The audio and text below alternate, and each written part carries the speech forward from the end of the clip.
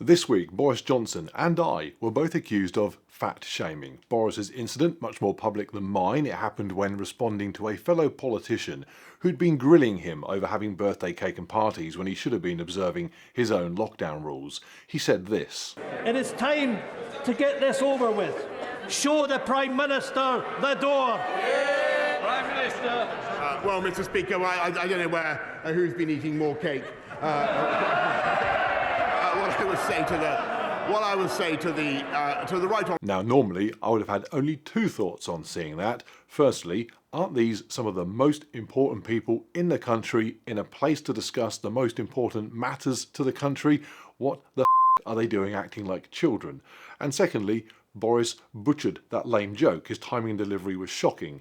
But I saw it after I'd already heard the fat-shaming accusations that had been made against him. And having been sort of accused myself of the same a couple of days before, I gave it a little more consideration beyond just assessing Boris's stand-up comedy skills. Now, my accusation of fat-shaming was that I had, in a recent video of mine, talking about my transition from overweight to now, fat-shamed myself, and in doing so belittled the implications of fat-shaming, and also joked about being overweight and the health issues associated with it. I'd said this: I began about 12 years ago, mid-30s, a very, very fat, unhealthy, asthmatic dad of four, trying to run my own business with no running experience at all.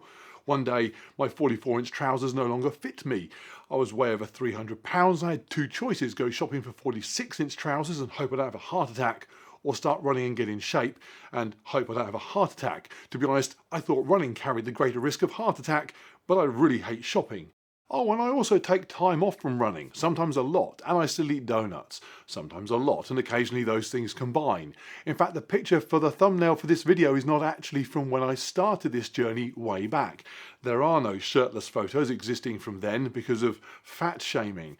I used to look at photos of me, think, that's a shame, and then threw them in the bin. So a couple of people then messaged me on Instagram and said, in summary, fat shaming is a real issue, you shouldn't joke about it, you certainly shouldn't joke about the health risks go with it. And one of them even suggested that loving myself overweight would have been a healthier mindset to adopt back then, rather than one of being dissatisfied with how I looked. I could have then promoted that, which would have been healthier.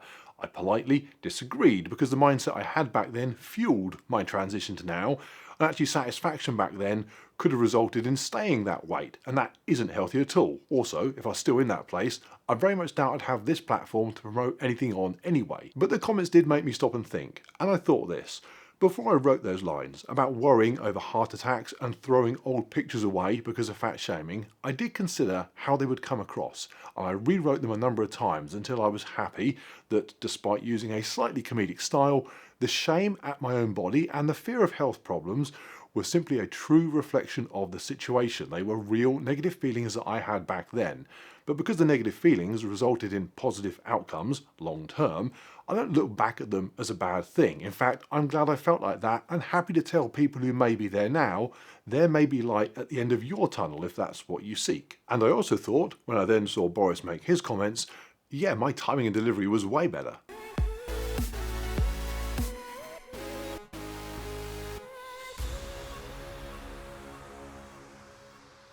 So here's what happened in the media as a result of what happened this week with Boris, not me.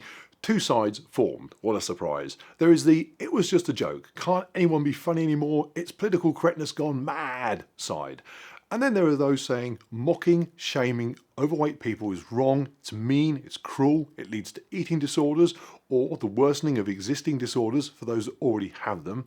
And then that side becomes a little more complicated because it sort of divides further into obesity is a real problem and those that need it need help, not ridicule, or obesity is fine, love yourself, be positive, we should normalise it. And that second group, that fat and fit, that healthy at any size group, they get a bit more media attention because papers and magazines and websites love that sort of thinking. They can run pictures of plus size models, overweight influencers, and they know it will get them more clicks than another boring article on health.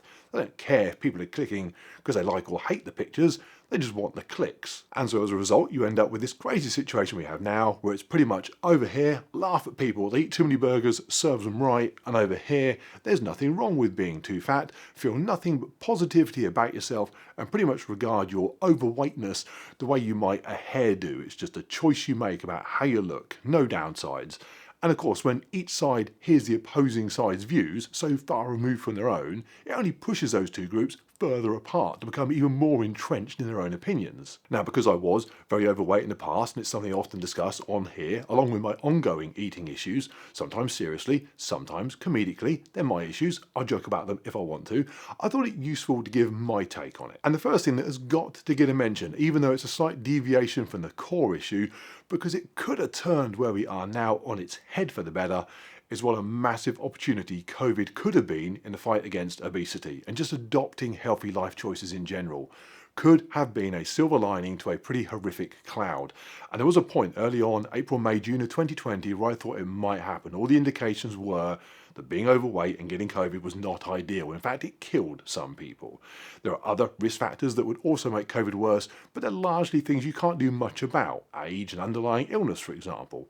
I thought, oh, this is going to completely derail the fat and fit thinking. Because while you can't make yourself younger or cure illnesses outside your control, being overweight, many people can change. Although it might be incredibly hard for any one individual to do that, considered in isolation, if there's a society-wide push, a government-backed approach that supports and helps and enables people to seek real guidance and real assistance to improve themselves, clearly you can have a society-wide impact. And that must be what governments want. Surely, healthy people, right? Had that stance been adopted at the time, 2 years on, who knows how many people today might be in better shape than when this started, or even alive, which will also have positive implications that extend way beyond COVID, reducing health service burdens for years to come. Yet, ironically, we have now more people out of shape than in the beginning of this, because the health message throughout has been almost exclusively mask, distance, clean stuff, vaccination, isolation. But eat what you like, drink what you like, oh, and the gyms are shut. And that's guidance for everyone. The sort of guidance you would think only ideal if your entire population was in reasonably okay average health and there wasn't a section of the population who would benefit from some additional direction specific to them. But there is, and they aren't getting that direction. It would almost be interesting to see how specific a virus would need to be in its targeting of a particular group of people before it was socially acceptable, appropriate, to clearly acknowledge that and act accordingly. For example, if it only infected men over 6'5", I'd expect to receive some government assistance and support that would differ wildly to that given to my 5'6" wife. Yet based on how they've gone about COVID, we'd both be told the same and required to take the same steps to mitigate a risk that is skewed entirely towards just one of us. So opportunity missed, which means my thoughts on the whole obesity weight issue are pretty much still as they have been since I got close to a weight I was happy with some years ago. And those thoughts are this: both that joking about being fat, shaming people who are, and accepting, even celebrating being fat are just both counterproductive, and yet seem to be the default either or position one can take. It's nuts. Now, I never really had jokes or ridicule made at my expense, maybe because I was just a big fat man. I have no idea how I would have felt, how my experience would have been if I were female, but I can well imagine it could have been a very different, unfairly different situation. But I did hear jokes at other fat people's expense. I understood the discomfort of knowing that what they were being mocked for was something that I had in common with them. And back then I spent much of my time flip-flopping mentally between wanting to lose weight and get in shape and wanting another donut. So how hearing those jokes impacted me would have always depended on my state of mind at the time. It's fair to say though, it would be unlikely a massive motivator for good, no matter what my mood. And if they had been directed at me, probably far more likely to result in donuts ahead of gym membership. It's really the easier of the two either or positions to take issue with, because ultimately just joking about how someone looks, for whatever reason, it's just a bit of a dick move. Obesity is not an eating disorder as such. Of course it can be the result of one, but you could equally have disordered eating and appear normal size and be very large and have no mental health issues associated with your eating at all. But either way, obesity is not good. So whether a symptom of a mental health issue or a symptom of just an unhealthy choice you're happy to make, it shouldn't be a joke. We wouldn't joke about someone having a smoker's cough, whether they were desperate to quit cigarettes or enjoyed 2 packs a day. That cough is a symptom of their behaviour, like obesity is, and it indicates a high chance of serious illness at some stage. Where's the joke? We shouldn't shame or ridicule them either. Again, if that size is a result of underlying health issues, physical or mental, ridiculing it is pretty lousy. And if it's simply something they don't care about, there's nothing to ridicule. You can certainly wonder why they don't care, even question if that's really how they feel. But if you're chatting to, say, a heavy drinker, who has problems with their liver, but said they were fine with that, you wouldn't just trot out a one-liner in response. So should you be positive about obesity? In a way, I was quite lucky that when I started to lose weight 11, 12 years ago, there wasn't a body positive movement around. I can only imagine it wouldn't have done anything but slow down my progress to where I am now if there were.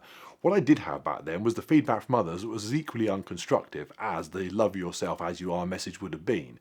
People would say, oh, have you lost weight? Are you unwell? I say, no, I'm just not fat anymore. They say, well, don't lose any more. You don't look too skinny. And I'd get these comments when I was still 30 or 40 pounds more than I am now. People would say, oh, you look better with a bit of size on you. Really, I look better unhealthy. Thanks, very helpful. So it wasn't as counterproductive as telling me you're fat and that's great, but it was miles away from saying, good, you look better now than you did, which is what I really wanted to hear. And what I actually needed was support based on the reality of the situation. And once you understand that, what's really going on with someone, understanding how to communicate with somebody overweight, do you ridicule them, support them, shame them, celebrate them, it should become obvious how to behave towards them. And my reality was this: my size was not healthy. My joke about it being a shame I looked like that was spot on. I had consumed enough food, often enough, over enough years to swell my body past the size it was supposed to be. The skin stretched beyond its limits. If I was a dog, the vet would have reprimanded my owner and then put me on a diet. I've been told by people that maybe that's just the size I was naturally meant to be. Really. And it's a good job I was born in the UK, because if I'd been born somewhere with less availability of abundant shit food, I might have really struggled to reach my true potential. Ridiculous. I couldn't run, my joints ached, my asthma was bad, I'd often eat so much I felt ill. There was nothing to be positive about regarding that level of overweightness. I wanted to change, but was held back by the combination of the addictive qualities of junk food and society's acceptance that I was fine. The amount of times I got told when discussing my desire to lose weight, yeah, but you're quite tall, so it's okay. I'm not 9 foot tall. Anyway, it made it very hard to stop harming myself. So for me now, when I see somebody significantly overweight, obese, I regard that as self-harm. In the literal sense, they have done that to themselves and it's harmful. And that doesn't come preloaded with judgment. I don't know if the cause of that situation is mental illness, uncontrolled addiction, underlying health issues, or they just love being that size. Whatever the reason, they are harming themselves. The physical manifestation of that is evident, and it's no joking matter. It's not good either. Haha, you're fat is as grossly inappropriate as saying, well done, I love the way you look. And ignore the fact that that sort of positive attitude will find an audience on Instagram of millions, because A, there's 8 billion people on Earth, and you can find an audience for anything, and B, a lot of that 8 billion people are overweight. And if they've decided they don't want to lose weight anymore, or they can't be bothered, or they've given up, what a great thing to hear, you're fine as you are. It's like telling a smoker that cigarettes are cool again. And so bottom line, calling a problem shouldn't be a problem. And that is the problem here. In summary, it's this idea that you can't have a weakness, a default with yourself that you see as that, as something you don't need to love. And that seeing that issue as a negative doesn't mean hating yourself, it just means being realistic about the bits that need attention. When I was overweight, I wasn't walking around full of self-loathing, but I was able to look at myself and see positives and negatives with clarity. My asthma, my short-sightedness, those are imperfections I have. I don't love them. If I could take a pill and they'd vanish forever, I'd take 2 just to be sure. But I also don't hate them, because what would that achieve? Instead, I regard it as a shame they exist and deal with it. Contact lenses and inhalers. Now, it's easy to say those aren't self-inflicted like weight, but then you go down the path of arguing whether people who are overweight have a condition that's outside their control or have they done it to themselves, and it's largely a pointless and unhelpful argument to even have, because they are where they are. And I should add, having been there, completely unable to understand my own inability to get a handle on it, to put down what I don't need to eat but want to eat, and in many ways I'm still there is more to it than the just eat less, it's calories in, calories out people would have you think. Because while those statements are simple and true, they have as much effect on the overweight as telling alcoholics to just drink less. Oversimplifying somebody's massively complicated issue doesn't make you clever, it just highlights you don't get it. You're as much use as walking into the cockpit of a crashing plane and telling the pilots, you want to go up a bit more, mate. So that's just how I saw my weight. A shame. Something that needed fixing, would be very hard to fix, but was ultimately just that, an issue I wanted to resolve. Unlike anything, tough to fix, frustrating it took so long, annoying it wasn't easier, disappointed I couldn't do the things I wanted until I got it sorted. I was like a project car stuck on the drive with the engine in bits.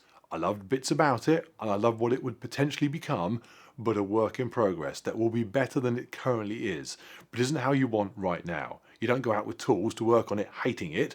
You go out to address the problems and just get them done. Equally, you don't love that it's in bits. That would be odd. And luckily, there isn't an Instagram page for half-built cars where everyone says it's perfect the way it is, leave it like that. Otherwise, that means you could quit working on it, just start posting photos and never drive it anywhere. And so, to wrap up, back to the point I made in that very video that attracted the comments I got. Remember, obesity should not be mocked or shamed, but enjoying it and labelling it confident makes as much sense as confidently smoking a cigarette. And I still stand by that. Was Boris wrong? Yes. Haha, you're fat doesn't tick any boxes. It's not funny. If the guy cares about his weight, it's mean. If he doesn't care, it's pointless. You're also the Prime Minister in Parliament, so grow the fuck up. But are the body positive brigade saying you can be overweight and healthy and love everything about yourself no matter what? Are they right? No. If someone wants to smoke or drink or eat or not exercise or whatever to an extent that they massively increase their risk of illness, as I did, it's a free world, almost, but pretending their choice is without consequence for them, for people that care about them, and a society that might end up caring for them is wrong. And to go further and celebrate it, I don't even know what the word is for that. Okay, I'm done. Any feedback, feel free to stick it down below. Got any questions? Ask them. Think I got something wrong? Tell me. I'm always happy to hear well-constructed, alternative points of view, and I've even been known to change my mind when presented with them. The only thing I don't want put down below is links to the probably numerous Instagram pages where people do post pictures of their half-built cars.